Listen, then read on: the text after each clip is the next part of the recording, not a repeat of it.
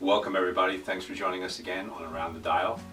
Wanted to continue our coverage on the Christie's auction series of rare watches. The first one we covered was in Geneva. That took place back in the beginning of May. The second part just concluded in Hong Kong on the 24th. And this is what we're going to cover in this video now. And at the end of it, I tagged on the Champion collection, which was also featured. Some very, very unique, super high-end personal collection that was auctioned off as well. So the conversion rate will be shown on the screen during the video.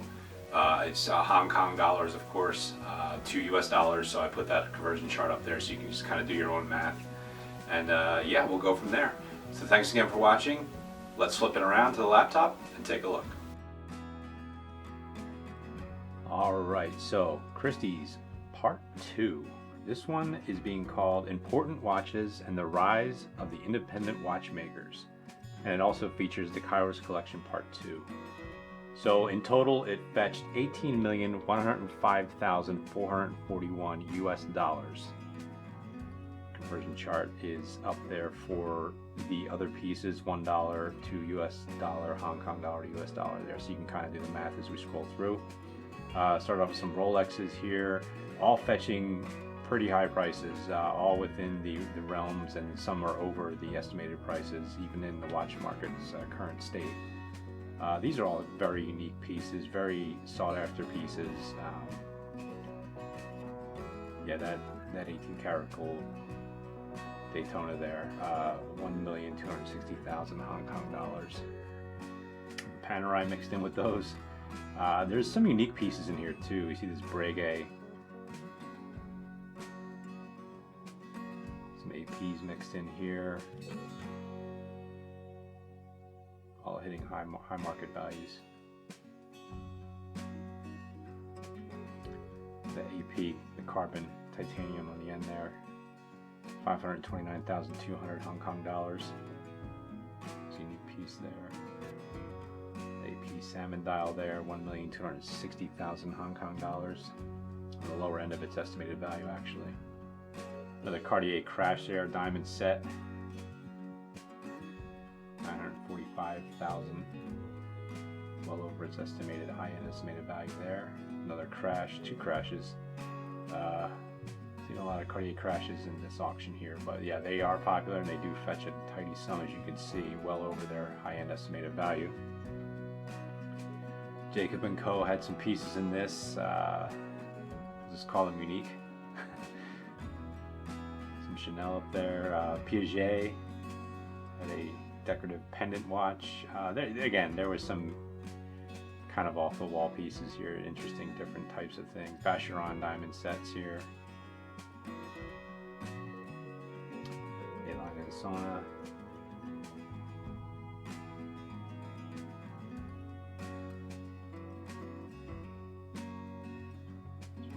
Sona's there. So as a quick overview, and let's go ahead and sort it through by the heavy hitters. We'll go in high to low value here. Some of the top pieces, Patek Philippe, that one of course, 16,050,000 Hong Kong dollars.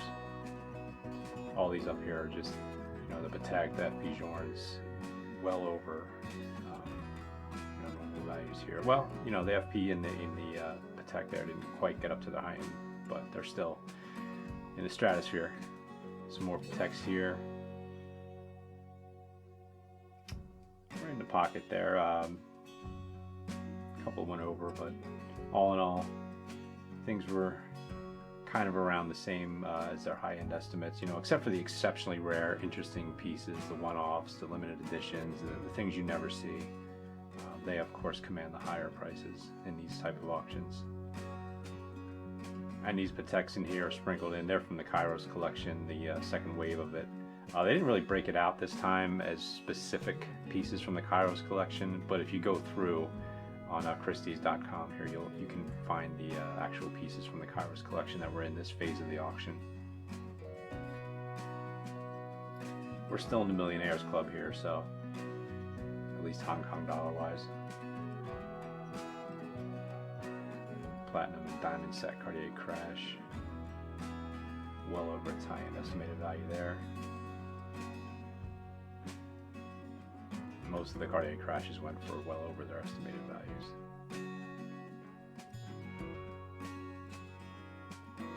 And then of course the usual suspects, the Pateks, the Lange and Sonas, the APs, they're always in the higher realms. MB&F, look at that thing. Titanium machine, horological machine. It got some money. There are collectors out there for these types of things. Very rare, very unusual. Patek in the box, full set there.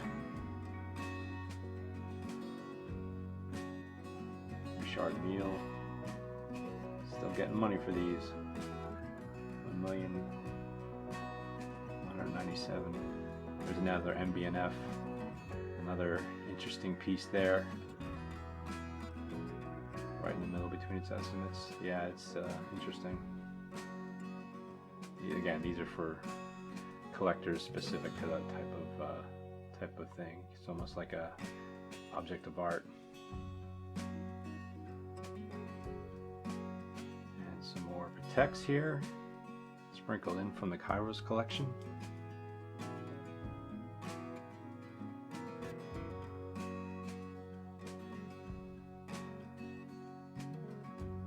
Patek on the end, on the left side there, this gilt brass table clock. Interesting piece. Again, this auction had a lot more unusual horological pieces in it, not just regular watches. So there's another crash. 145,000 Hong Kong dollars over its 800,000 high-end estimate there. An MB&F. This time it is a watch-looking watch. Still got some good money though. This is a Champion collection. This is a privately owned, curated collection. I just wanted to throw this in here. This was also on the auction block during this auction. Single owner Champion collection. Yeah, very interesting. Very high end. Very mixed bag of different types of pieces of horology here. Super rare and high end pieces. Let's go through these real quick. Thought it would be interesting to add this into the end here. Kind of gives you an idea of what's going on in the markets and what prices things are fetching in reality. It's not all super rare, obviously, but it does have a very well-rounded assortment of timepieces in here, from Rolexes, Tudors, Omegas, everything's in this thing. Pateks, some more realistic pieces here.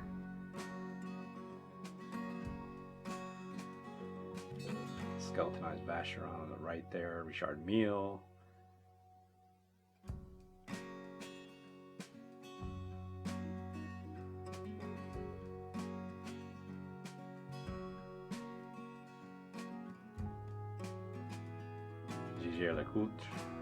Cartier, Blancpain. I mean, very well-rounded collection.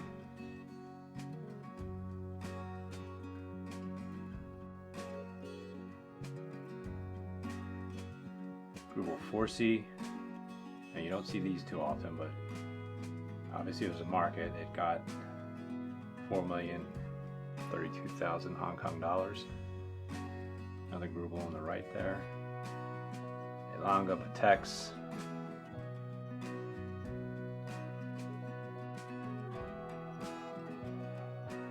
Most of these are right in the middle pocket there of their estimate range.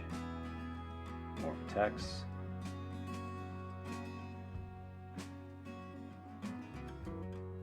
Yep, 7,560,000 up 4,800 high-end estimate. More Pateks. Interesting to see this collection come up for auction.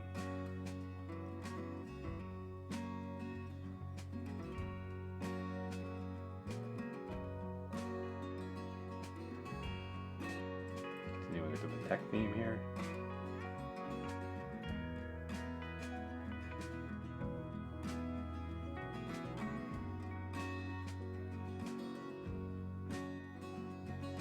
Amazing collection. Just the time to collect all these and curate them and find all these specific, very rare, very high-end pieces, and just have them in one collection is absolutely amazing. Heavy on the Pateks, as you can see.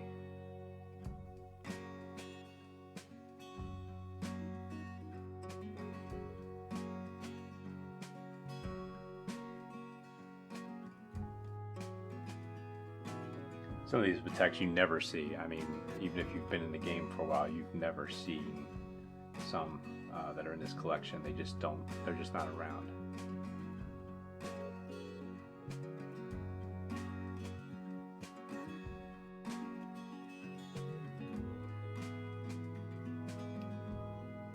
Winding it down with the last two there.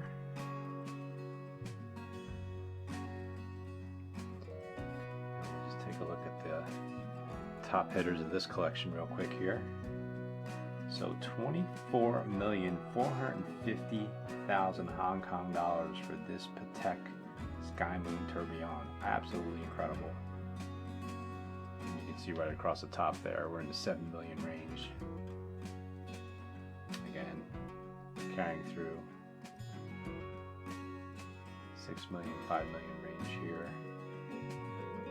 Again, Hong Kong dollars, but obviously you can just do the conversions fairly quickly to US dollars or any other currency wherever you may be in the world. So yeah, I mean, this collection got a pretty penny. Just wanted to run through it real quick. Pretty interesting stuff here. So thank you again so much for joining us. We'll continue with the series here as the next auction takes place in New York. Take care. We'll see you on the next one.